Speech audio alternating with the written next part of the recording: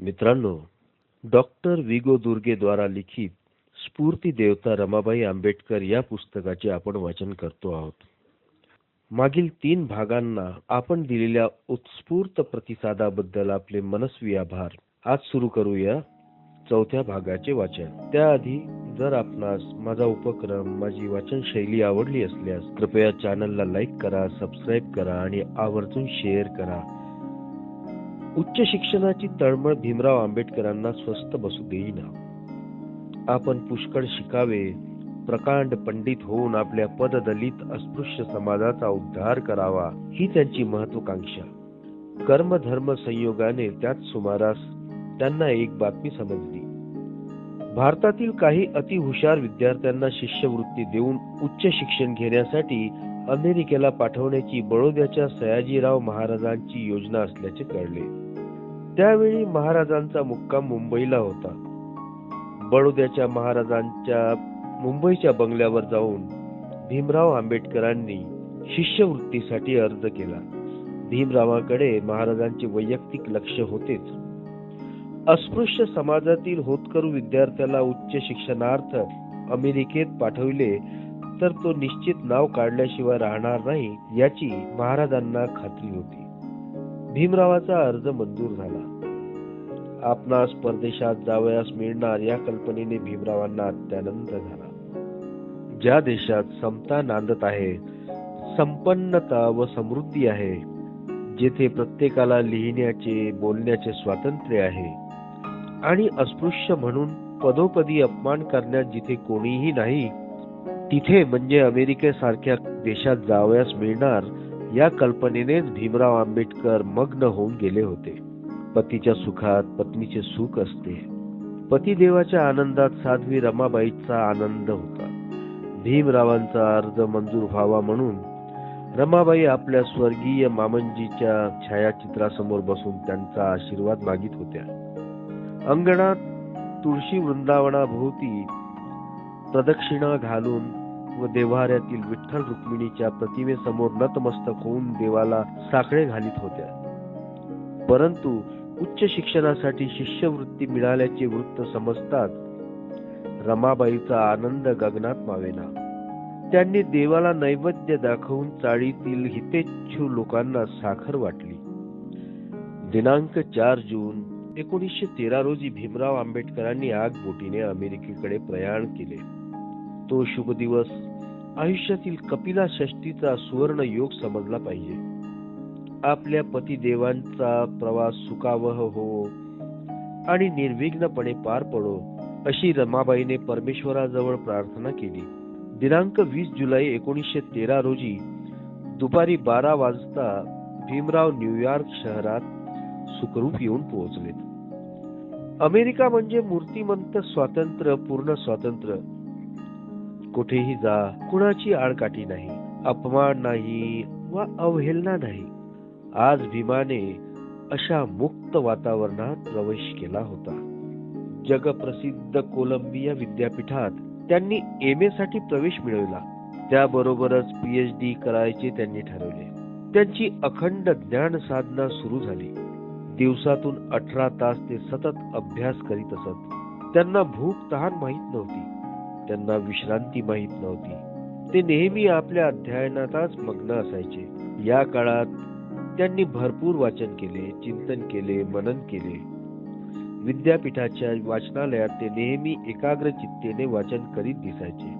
परदेशात गेलेले बहुसंख्य विद्यार्थी साधारणतः भौतिक उत्कर्षाच्या झगमगाटाने दिपून जातात. निसर्ग सौंदर्याचा आस्वाद घेत रम्य स्थळांच्या सहलीत मग्न असतात. परंतु भीमराव आंबेडकर मात्र जीवनातील प्रत्येक क्षण अभ्यासात लावी. विरंगुळा म्हणून कधी कधी थोडा वेळ आपल्या देवतुल्य पित्याचा आणि स्फूर्ती देवता साध्वी रमाबाईचा सोबत आणलेला फोटो बघून घेत असा उल्लेख त्यांनीच एकदा आपल्या पत्रातून केला होता. जवळ पुरेसा पैसा नव्हता. त्यातल्या त्यात शिष्यवृत्तीच्या पैशातून घरी पत्नीला थोडी रक्कम त्यांना पाठवावी लागेल. त्यामुळे कमीत कमी खर्चात ते स्वतःचा खर्च भागवू लागले. काटकसर करून आवश्यक ग्रंथ विकत घेऊ लागले. अर्थशास्त्र, राज्यशास्त्र, नीतिशास्त्र, समाजशास्त्र आदी विषयाचा सखोल अभ्यास त्यांनी केला. आयुष्यात मिळालेल्या संधीचा भरपूर लाभ घेण्यासाठी आंबेडकरांनी आयुष्याचा प्रत्येक क्षण सुवर्ण कण मानून अध्ययनासाठीच व्यतीत केल्याचे दिसून येते. प्राचीन भारतातील व्यापार या विषयावर त्यांनी 1914 साली प्रबंध लिहून MA पदवी संपादन केली. 1916 मध्ये डॉक्टर ऑफ फिलॉसॉफी ही उच्च पदवी त्यांनी मिळवली. भारताच्या राष्ट्रीय नफ्याचा वाटा एक ऐतिहासिक पृथक्करणात्मक परिशीलन या विषयावर प्रोफेसर सेलिगमन यांच्या मार्गदर्शनाखाली त्यांनी विस्तृत प्रबंध लिहिला. जून 1916 मध्ये तो कोलंबिया विश्वविद्यालयाने स्वीकारला. हा ग्रंथ तेथील तज्ञ विद्वानांना अतिशय आवडल्यामुळे डॉक्टर आंबेडकरांचे सर्वत्र अभिनंदन करण्यात येऊन स्तुतिसुमनांचा त्यांच्यावर जणू वर्षावच झाला. ज्ञान साधना करीत करीतच त्यांनी जवळजवळ 2000 ग्रंथांचा संग्रह केला. ते ज्ञान भंडार भारतात नेण्यासाठी त्यांनी आपल्या एका मित्राच्या स्वाधीन केले. परंतु भारतात येईपर्यंत त्याच्यातील बरीच मौलिक ग्रंथ गहाळ होऊन उरले सुरले थोडे ग्रंथ शेवटी त्यांच्या हाती आले. आता भीमराव रामजी आंबेडकर डॉक्टर भीमराव उपाख्य बाबासाहेब आंबेडकर म्हणून ओळखल्या जाऊ लागले. त्यामुळे यापुढे आपणही त्यांचा उल्लेख डॉक्टर बाबासाहेब आंबेडकर या नावानेच करू. अमेरिकेतील आपला विद्याभ्यास पूर्ण होताच जुलै 1916 मध्ये त्यांनी अमेरिका सोडली आणि लंडनला येऊन कायद्याचा अभ्यास करण्यासाठी बॅरिस्टर होण्यासाठी ग्रेज इन मध्ये ऑक्टोबर 1916 मध्ये त्यांनी आपले नाव नोंदविले. तसेच लंडन विद्यापीठात अर्थशास्त्रीय प्रबंध सादर करून DSc पदवीही प्राप्त करावी असा त्यांचा विचार होता. परंतु बडोदे संस्थानाच्या दिवाणाकडून शिष्यवृत्तीचा कालावधी संपल्याचे कळवण्यात आल्यामुळे संकल्पित अध्ययनाचा नाद सोडून निरुपायास्तव बाबासाहेबांना भारताकडे परतावे लागले. दारिद्र्यामुळे जीवन असह्य होते यात मुळी संशय नाही. तरीही रमाबाईंना आपल्या पतीच्या ध्येय साधनेसाठी दारिद्र्याशी सतत संघर्ष करावा लागला असे दिसून येते. मागे लिहिल्याप्रमाणे दिनांक 2 फेब्रुवारी 1913 रोजी रामजी बाबा आंबेडकरांचा देहांत झाला आणि काही दिवसांनी त्यांचे ज्येष्ठ दीर आनंदरावांचे निधन झाले. त्यामुळे त्यांच्या थोरल्या जाऊ लक्ष्मीबाई विधवा झाल्या. पूर्वी रामजी बाबा हयात असताना त्यांची निवृत्ती वेतनावर कुटुंबाचा पूर्ण खर्च यथागत भागत असे. नंतर आनंदरावांना नोकरी मिळाल्यानंतर त्यांच्या पगाराचाही संसाराला हातभार लागू लागला. परंतु घरातील दोन्हीही मिळवत्या व्यक्तीच्या निधनामुळे आर्थिक प्राप्तीच बंद झाली. त्यामुळे आंबेडकर कुटुंबाला दारिद्र्याचे चटके तीव्रतेने जाणवू लागले. रमाबाईचे श्वशुर रामजी बाबा व ज्येष्ठ दीर आनंदराव या दोन्ही व्यक्तींच्या मृत्यूनंतर घरचा सर्वस्वी भार रमाबाईवर येऊन पडला. परंतु अशाही गरिबीच्या परिस्थितीत त्यांनी कधीही कुरकुर केली नाही. बडोदे सरकारची शिष्यवृत्ती घेऊन पतिदेव उच्च शिक्षणासाठी परदेशात गेलेले होते. त्यावेळी आंबेडकर कुटुंब मुंबईला परळ भागात राहत होते. कुटुंबाच्या उदरभरणासाठी काहीतरी उद्योग करणे आवश्यक होते. शेवटी रमाबाईच्या निरुपायास्तव त्यांच्या मातोश्रींनी शिकविलेला मार्ग अवलंबिला. लालबाग येथील म्हशीच्या गोठ्यातून शेण आणून त्यांच्या गोवऱ्या थापून व वाळल्यानंतर त्या विकून येणाऱ्या पैशावर त्या गुजराण करीत.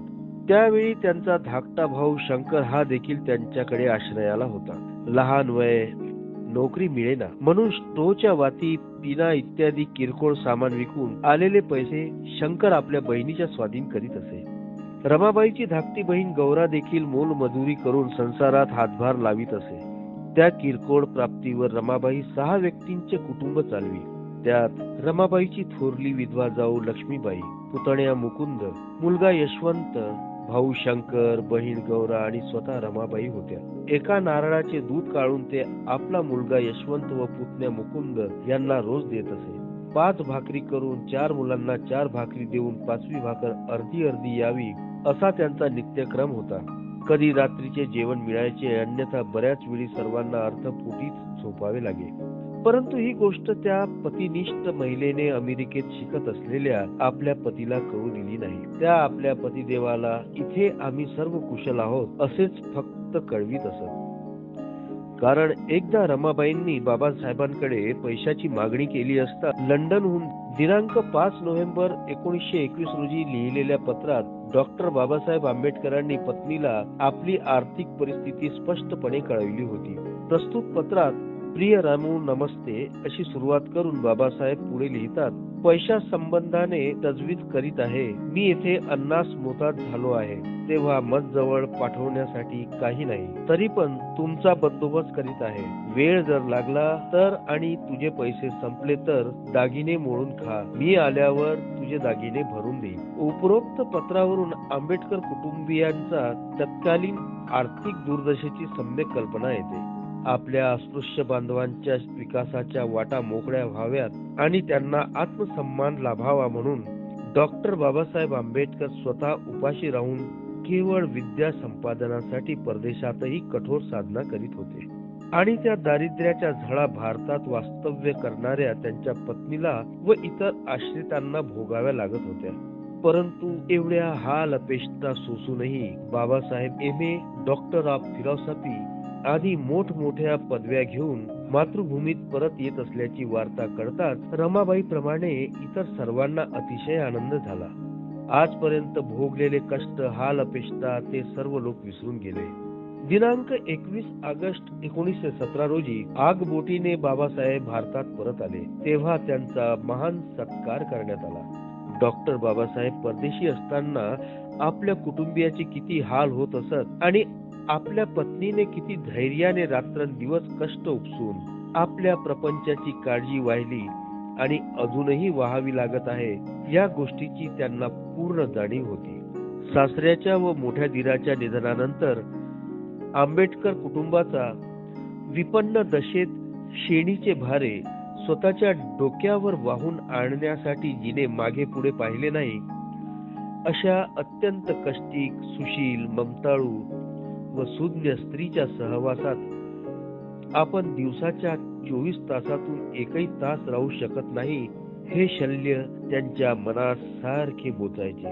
परंतु अस्पृश्योद्धाराचे असी धारा व्रत त्यांनी स्वीकारले असल्यामुळे डॉक्टर बाबासाहेब आंबेडकर प्राप्त परिस्थितीशी आजीवन झुंजत राहिले. तर मित्रांनो, आजचे वाचन आपण इथेच थांबवूया. भेटूया पुढील भागात. तत्पूर्वी माझी ही वाचन शैली, माझा हा उपक्रम आपणास आवडला असेल तर कृपया चॅनलला लाईक करा, शेअर करा आणि सबस्क्राईब करायला विसरू नका. धन्यवाद.